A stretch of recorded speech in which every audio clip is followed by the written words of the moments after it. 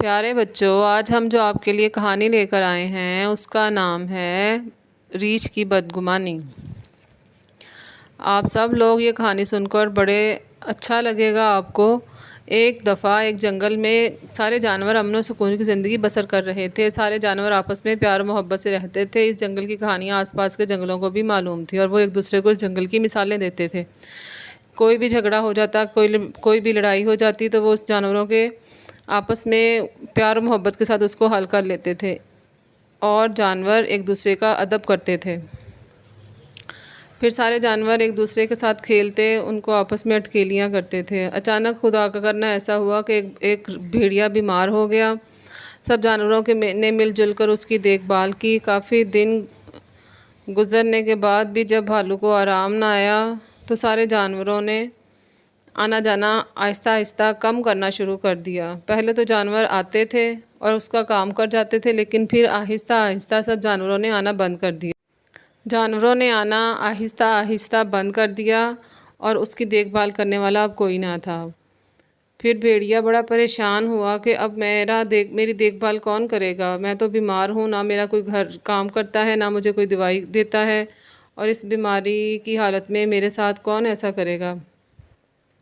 پھر آہستہ آہستہ اس کی بیماری بڑھتی گئی اور وہ اس بیماری میں ہی مر گیا۔ جب جانوروں کو پتہ چلا کہ بھیڑیا مر گیا ہے تو سب جانوروں کو بڑا افسوس ہوا اور انہوں نے اس کے گھر جا کر اس کا دفن کفن کا انتظام کیا اور اس کو دفنا دیا۔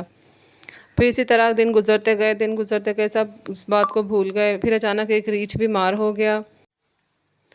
جانوروں نے چند دن تو اس کی تیمارداری کی، پھر آہستہ آہستہ اس کے پاس آنا جانا کم کرنے لگے، اور تو وہ پریشان رہنے لگا کہ یہ کیا بات ہوئی کہ سب کچھ تو ٹھیک تھا، اب یہ لوگ کیوں آنے بند کر رہے ہیں؟ ابھی وہ یہ سوچ ہی رہا تھا کہ باہر سے ایک لومڑی گزرتی ہوئی محسوس ہوئی، تو اس نے اس کو آواز دی کہ مجھے تھوڑا سا کھانا دو تاکہ میں دوا کھا سکوں۔ لومڑی نے کہا کہ پیارے ریچھ، جب بھیڑیا بیمار ہو گیا تھا تو تم نے چند دن کے بعد ہمیں اس کے پاس جانے سے روک دیا تھا کہ تم اگر اس کے پاس جاؤ گے تو تم بھی بیمار ہو جاؤ گے۔ ابھی وہ یہ باتیں آہستہ آہستہ کرنے میں مشغول تھے کہ باقی جانور بھی آ گئے اور سب نے لومڑی کی ہاں میں ہاں ملائی کہ تم نے ہمیں ریچھ کے کام کرنے سے روکا تھا تو تم بھی بیمار ہو جاؤ گے۔ اب تمہاری باری آئی ہے تو تم اب کیوں رو رہے ہو؟ ہماری آپس کی محبت و پیار کو تم نے داغدار کیا ہے۔ ہماری آپس کی محبت کی لوگ مثالیں دیتے تھے اور ہمارے دلوں میں ایک دوسرے کے لیے تم نے نفرت پیدا کرنے کی کوشش کی ہے۔ اور اگر ہم بھیڑیے کی دیکھ بھال کر لیتے تو وہ اب زندہ ہوتا۔ ہماری لاپرواہی اس کی موت کا سبب بن گئی ہے اور اس نے تڑپ تڑپ کر جان دے دی ہے۔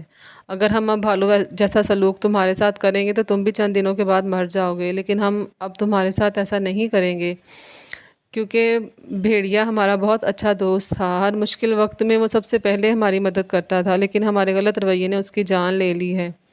ہم تمہاری بات کبھی نہیں مانیں گے۔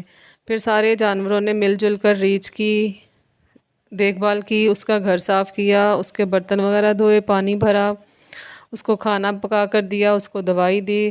کچھ دنوں کے بعد ریچھ تندرست ہو گیا اور اس نے سب جانوروں سے